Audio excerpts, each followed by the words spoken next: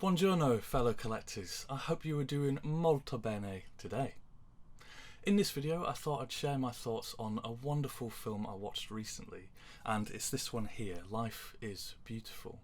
I have here this wonderful edition from ARA Media which I bought through Nova Media's website.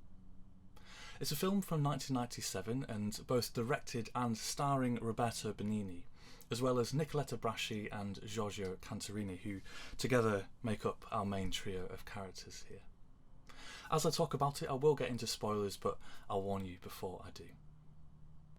This is definitely one of the most bittersweet films I think I've ever seen. It is so beautifully heartbreaking at many moments, but there is also so much joy and comedy and theatricality all infused together, which just elevates you to a state of childlike wonder while you're watching this. Benigni himself is particularly amazing and really pulls off this wonderful modern mixture of slapstick which is reminiscent of the greats like Charlie Chaplin and Buster Keaton, which all leads to some hilarious set pieces and plays quite a key role in the romance, if you can believe it. This is a film very much of two halves, but it's one that maintains a certain tone throughout. It's set in Italy and begins just before the outbreak of World War II, though even right from the beginning we are introduced to the sort of more dark situation going on in Italy at the time and the sort of shadow of fascism that hangs over the country. We follow the story of Guido, played so wonderfully by Roberto Benigni, a man who is travelling with his friend to the city of Arezzo to stay with his uncle. Along the way he meets a beautiful woman and pretty much immediately seems to fall in love, and then sets about the task of trying to win her heart, and that more or less takes up the first half of our film. There are some absolutely brilliant recurring gags and jokes here that will keep a constant smile on your face. Guido himself is so almost absurd and spontaneous and just creates around himself this jovial zest for life. You can't help but feel that these people have such a depth of riches in their very beings. And now we'll get into the territory of spoilers. So while the first half of the film is very light and funny and sweet, with just sort of shadows and hints as to the wider situation going on in Italy, we begin the second half of the film where those shadows and glimpses really take the foreground. We begin by seeing that we've jumped a few years into the future. Guido now has a young son that is old enough to talk and is becoming a little person. And we see that he also now finally owns the bookshop that he always wanted to. But unfortunately, due to the progress of the war, and because of the fact that he is Jewish, his bookshop is marked as Jewish owned. And of course, before too long, we unfortunately see both him and his young son, later joined so incredibly bravely by his wife, all sent to a concentration camp. And unfortunately, this all happens on the very day that it's his son's birthday.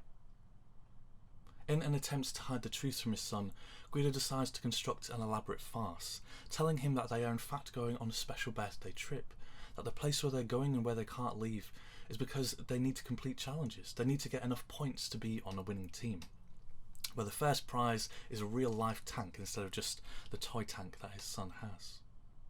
In doing so, he manages to save his son from the gas chamber, to keep him safe and to keep him hidden, and together they maintain the lie which is so graciously reinforced by the others around them. The hardship that Guido is going through, which you do see glimpses of, in order to maintain so positive and enthusiastic around his son, in order to maintain this ruse, is really a thing of heartbreaking beauty to watch.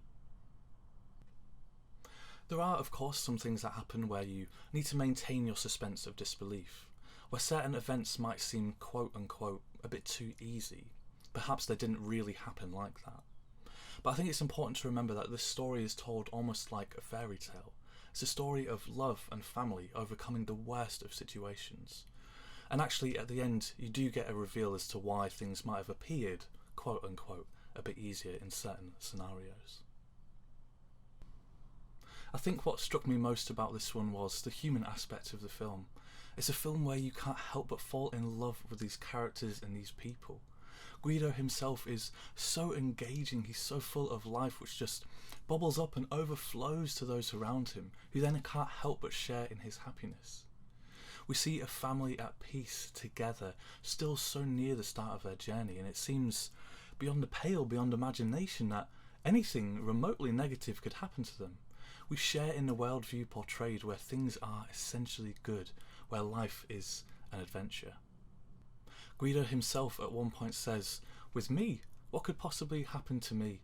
The worst they could do is undress me, paint me yellow, and write, 'Attention, Jewish waiter.'"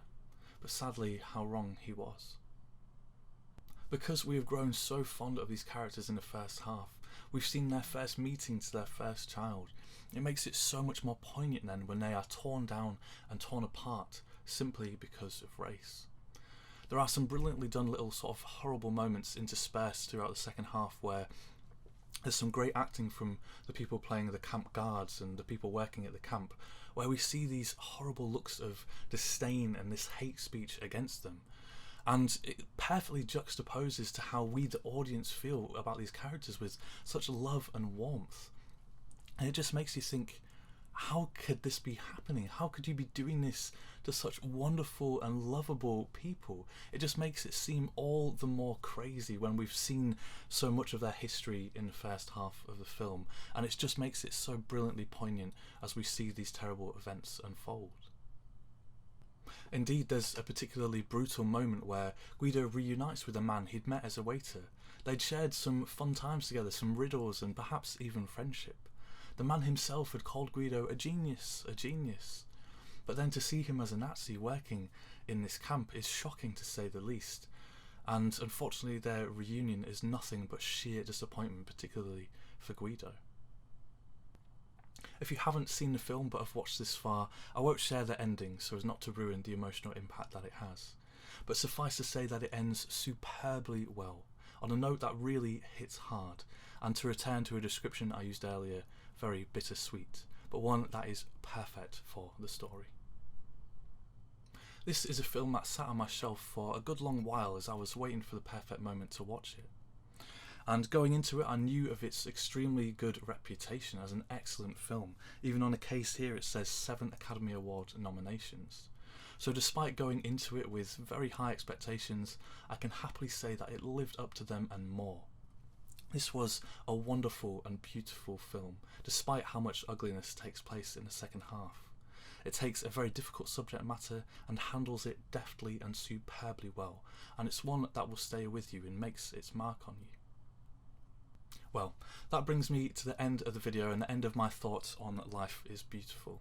If you haven't seen this one, I could not recommend it more, and if you have seen it but perhaps it's been a while, maybe it's time for a rewatch. Well, that is everything from me. Thank you so much for watching, and I'll see you in the next one.